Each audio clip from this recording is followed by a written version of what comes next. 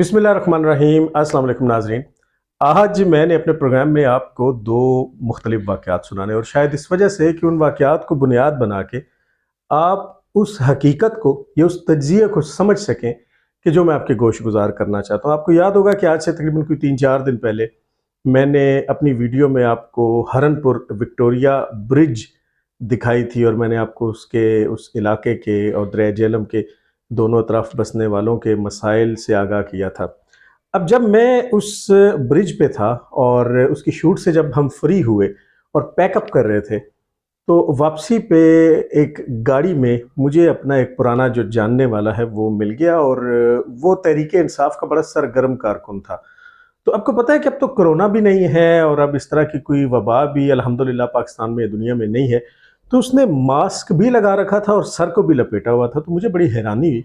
मैंने उससे कहा कि तुम तो एक गाड़ी चला रहे हो और तुमने इसमें एसी भी लगाया हुआ है, तो तुमने फिर अपने सर को क्यों लपेट रखा है और अपना बिल्कुल तुमने डाकुओं वाला एक हुलिया जो है वो बना रखा है। तो उसने कहा शायद भाई आप प्लीज़ गाड़ी में ही आके बैठें और यहाँ से थोड़ा सा आगे चलते हैं। मैंने उससे वजह पूछी तो उसने कहा कि पुलिस मेरे पीछे लगी हुई है।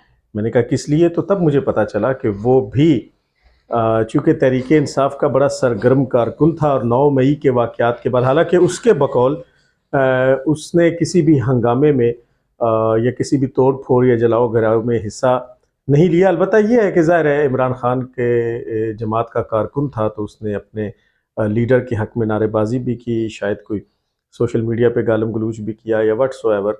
तो उसमें उसने कहा कि मेरे बाकी जितने दोस्त और साथी हैं, और ये लोग बुनियादी तौर पे दरिया के उस पार कमर खान, जिनके पास पीपी 68 का एमपीए का टिकट था, जिस पे हमने 2 बड़े तफसीली व्लॉग्स भी किए थे, और जिन्होंने चंद दिन पहले फिर वही प्रेस कॉन्फ्रेंस जिसमें उन्होंने 9 मई के वाक़यात की मज़म्मत की और तहरीक इंसाफ से दस्तबरदारी का ऐलान किया।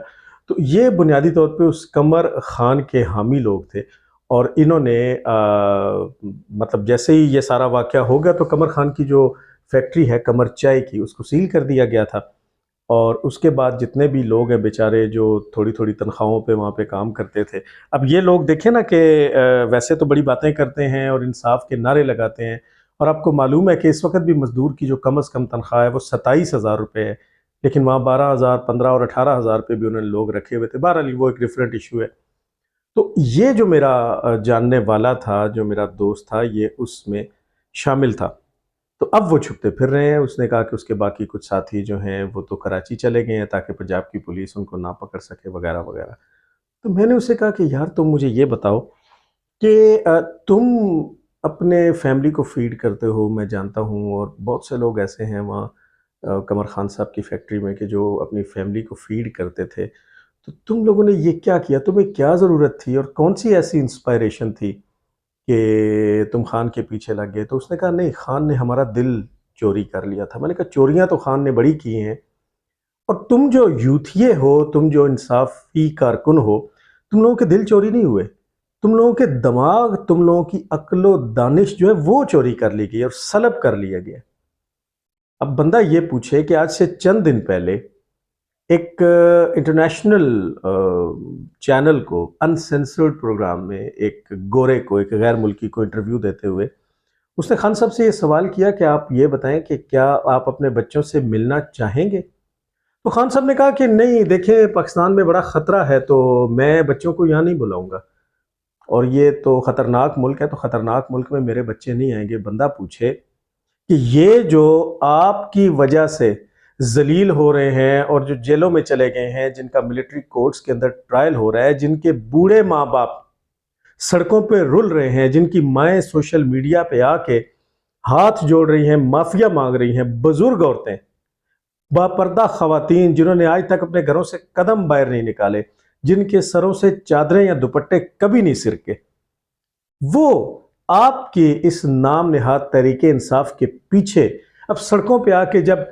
इंसाफ की भीख मांग रही हैं और अपने बच्चों को मिलना चाह रही हैं और उनसे माफ़ी का मुतालबा कर रही हैं हुकाम बाला से कि उनके बच्चों को माफ़ कर दिया जाए, तो तब बात जब आप तक पहुंची है खान साहब, तो आपने कहा कि ये तो मेरे कारकुन ही नहीं है।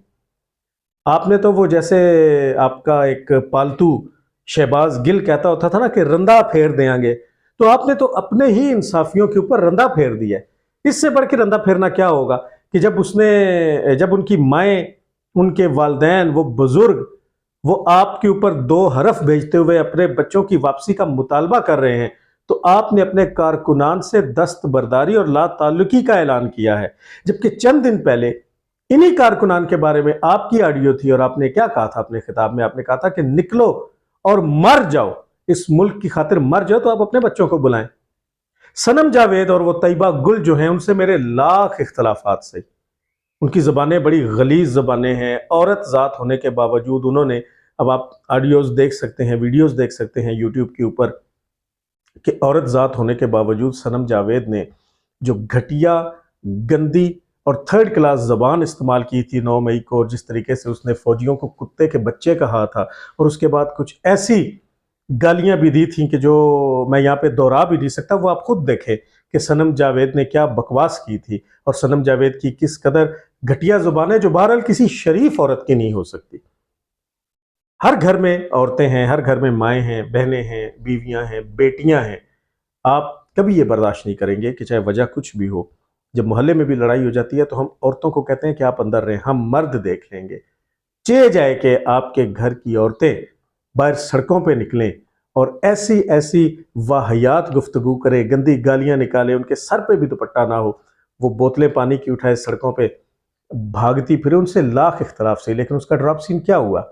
सनम जावेद को तो आप सड़क पे लाए, तैयबा गुल को आप सड़क पे लाए, लेकिन टेरियान खान न्याजी, जिसको लोग टेरियान वाइट भी कहते हैं, जो इमरान खान की हकीकी बेटी है, टेरियान खान न्याजी को तो आपने यहाँ नहीं बुलाया, क्योंकि आपके नज़दीक आपके बच्चों के लिए पाकिस्तान खतरनाक मुल्क है। तो वो जो आपकी वजह से अब मिलिट्री ट्रायल भुगत रहे हैं, वो जो आपकी वजह से सड़कों पे हैं, वो जिन्होंने कर्नल शेर के मुजस्मे को उठा के बेहुरमती की और जलाया था और अब माफिया मांग रहे हैं, वो जो पाकिस्तान आर्मी मुर्दाबाद के नारे आपकी वजह से लगाते थे और अब उठक बैठक निकाल के कानों को पकड़ के पाकिस्तान आर्मी जिंदाबाद के नारे लगा रहे हैं, और इसके बावजूद उनके कोर्ट मार्शल होंगे, उनको सजाएं होंगी, तो आपको शर्म आनी चाहिए।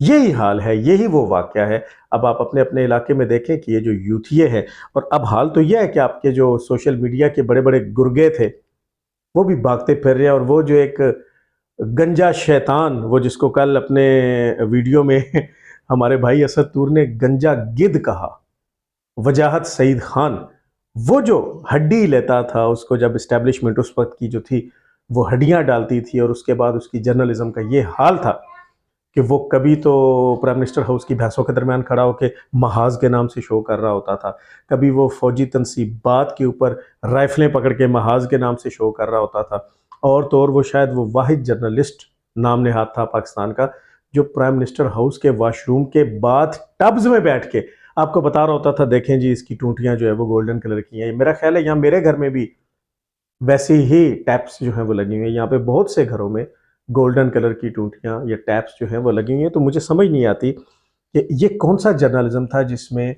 लोग जो हैं वो आपके वज़ीर आज़म के वाशरूम में घुस के और उनकी टूटियों का रंग बता रहे थे। और याद रहे कि ये वज़ीर आज़म हाउस किसी भी वज़ीर आज़म की ज़ाती जागीर नहीं, जो भी वज़ीर आज़म नया आएगा वो उसी वज़ीर आज़म हाउस में रहेगा और उसी बाथ टब में नहाएगा और उन्हीं गोल्डन कलर की टूटियों से जो है वो पानी आएगा। लेकिन अब वो वजाहत सईद खान बाहर जाके, अमेरिका जाके वहाँ से व्लॉग कर रहा है, ड्रामे कर रहा है, रो रहा है, और आर्मी चीफ को ये कह रहा है कि हम आप पे प्राउड नहीं करते। तो तुम क्या उन पे प्राउड करते थे जिनकी वजह से तुम्हें स्क्रीन मिली हुई थी और तुम हड्डियाँ खा रहे थे और मुर्दार खा रहे थे? तुम गंजे गिद्ध, तुम पाकिस्तान आके बात करो। और तुम्हारे जैसे बाकी जो मुंह छुपाए साबिर शाकिर जैसे और शहबाज गिल जैसे और मुईद पीरजादा जैसे और समी इब्राहिम जैसे, और तो और कि तुम्हारा जो बाबा था कामरान खान, उसने भी अब ये कह दिया कि अलविदा इमरान खान, अलविदा। ये जो 50 जर्नलिस्ट थे, अब इसमें एक वो जो छुपा हुआ है, कभी कहते हैं अफगानिस्तान चला गया और कभी कहते हैं कि बाजवड़ में है इमरान रियाज खान, जिसने सिर्फ इमरान खान की खुशामद और उसके बूट चाटने के करोड़ों रुपए बनाए। कहाँ हो तुम लोग? अब तुम लोग तो भाग गए, तुम तो अपने पैसे कमा के मुल्क से बाहर जाके बैठ गए और तुम पाकिस्तान नहीं आ रहे, वहां से अपनी बकवास कर रहे हो। और तुम्हारा लीडर जो है वो उन लोगों को कि जिन्होंने तुम्हारे नाम पे यहाँ पे तोड़फोड़ की और फौज की बेहुरमती की, तुम्हारा लीडर उनसे ला ताल्लुकी का इजहार कर रहा है। अब सनम जावेद के वालिद ने क्या कहा कि इमरान खान को मैं एक इंतहाई बुरा और घटिया आदमी समझता हूँ, मेरा ताल्लुक तो किसी और जमात से है। तो वालदैन का ये हाल है, बूढ़े वालदैन का ये हाल है जो सड़कों पे जलील और ख्वार हो रहे हैं, और झटका एक 10-11 दिन का लगा है, तुम्हारी पूरी पार्टी जो है वो तितर बितर हो गई है। तो शर्म से डूब मरना चाहिए और अब भी सोचना चाहिए। 5th जनरेशन वार को यहां किसी सूरत अलाउ नहीं किया जाएगा। ये पाकिस्तान है, ये पाक सरजमीन है, यहां पे ये नापाक हरकतें बर्दाश्त नहीं होंगी। खैर, दूसरा जो वाक्य है, आपको मालूम है कि अभी जून का महीना चल रहा है, आज गलबन 9 जून है, यस। तो आम जो है वो बड़े अच्छे मार्केट में आ गए। अब कुछ अर्सा पहले, बल्कि पिछले साल जब आम आए, तो यही बाहर हमारी जो मार्केट है यहाँ पे मैं आम लेने के लिए गया, उस रात का टाइम था, तो मैंने ज़रा गाड़ी से बाहर नहीं निकला।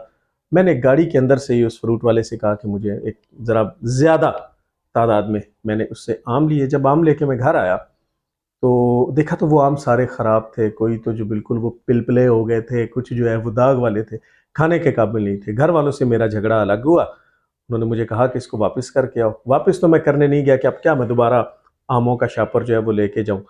लेकिन ये है कि जब मैं दूसरे दिन अपने ऑफिस जाने के लिए निकला तो उस फ्रूट वाले को मैंने शिकवा किया। मैंने कहा यार, कुछ तो तुम्हें ख्याल करना चाहिए था। अगर मैंने तुम पे एतबार किया था और मैं गाड़ी से बाहर नहीं निकला तो तुमने तो मुझे सारी 10 किलो आम और 10 के 10 खराब।